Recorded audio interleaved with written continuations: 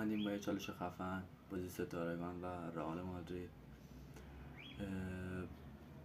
چالش خیلی خوبیه، بازی خیلی خوبی شده، حتما ببینید و کانال ما رو دنبال کنید، سابسکرایب کنید، لایک، کامنت. بریم ادامه ویدیو رو ببینیم.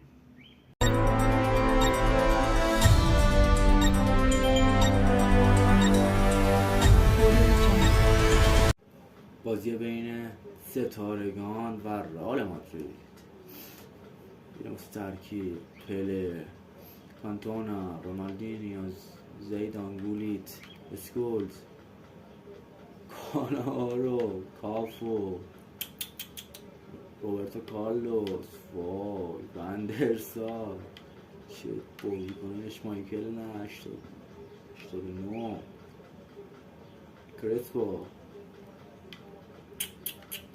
چه بازیکنایی، راش، دل پیرو، زولا، بغل بزن قهار 100% جای کانتونو میارم بازی بیارم. ترکیبه که میخوام بازی بدیم 4-2-2-2 هستش، خیلی دوستش دارم. زولا، پله جاشون عوض میشه، زیدان، رونالدینیو جاشون خوبه، اسکول. خب یه دفعه وسط میخوایم، خودش خوبه. اونایی که میخوایم بیاریم توی تعویضیامون کسی نیست جز دیوید بکام. جای این دل پیرو رو میاریم، حالا بازی میدیم بهش. دیگه کیو بریم؟ فیگو، بله. کانتونا رو هم بازی میدیم 100% به جای ایشون.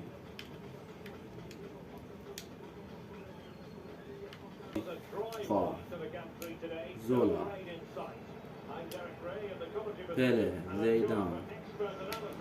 زیدان برمیگردونه، دو نفر رو برمیداره،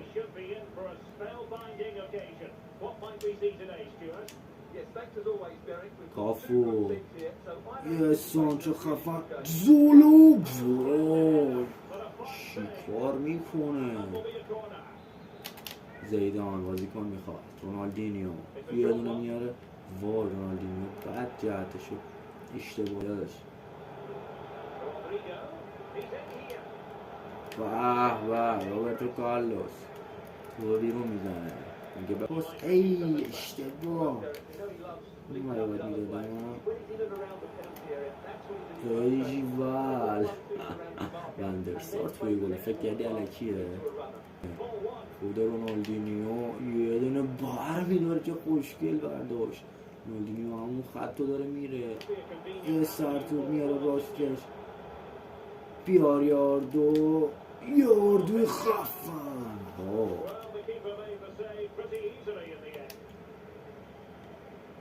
زولا رو میده، اسپینوزولا برمیگردونه رو راستش، اسپینوزولا. خب لونین در دروازه توپگیری، خود گلی، زیدان، بله پله رو راه میندازه، یه دونه توی دروازه، بله خوشحالی تاکسیک مسی. نیستیوس اشتباه تگ میزنم، ضربه، چه شوت خطرناکی از وینیسیوس جونیور، چه شوتی میزنه، وای نه. بلینگام بازی رو دقیقه 43 بازی مساوی میکنه، یه دونه زیدان رو راه میندازه، یه سانت، اسکینوزولا توی دروازه، 2 دقیقه نگذاشت که بازی رو پس میگیره. اسپینوزولا دقیقه 45 بازی 2-1 برم ستارگان. رئال مادرید فعلا 2-1 عقبه، یه تک اومد پله رو میبینه، چه خوب پاس میده پله، یه دونه اردو اون رو میبینه، چه پاسی، وای اگه برسه، یه سانت ضربه تیر دروازه، ضربه ای که کرسپو میزنه، نه کرسپو بکردم اسپینازولا بود و بازی رو 3-1 میکنه. گولیت پله رو میبینی چه خوشگل میره، پله یه چیپ ناک در میاره، چه ضربه ای رو تقابل خارش رو بایدم فیگو چپشو، چه پاورشوتی، اوه حرکت والورده، چی در میاره، پیتراش مایکل ضربه سر، لوکا مودریچی که گفتم تعویض طلایی، یه ضربه سر و توی دروازه، اوه ضربه پیتراش مایکل والورده رو مغلوب میکنه.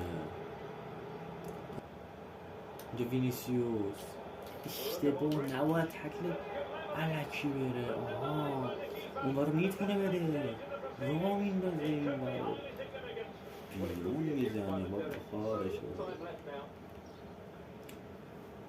پله بده مال تو، یارو خودی رو میزنه، چه تاک میبنده کافو، نباید بذارن، اوه چه ضربه بانوارو، تمام 3-2 بازی رو میبره. اینم از این بازی، امیدوارم لذت برده باشید، لایک کامنت سابسکرایب یادتون نره، تا ویدیو بعدی گود نایت.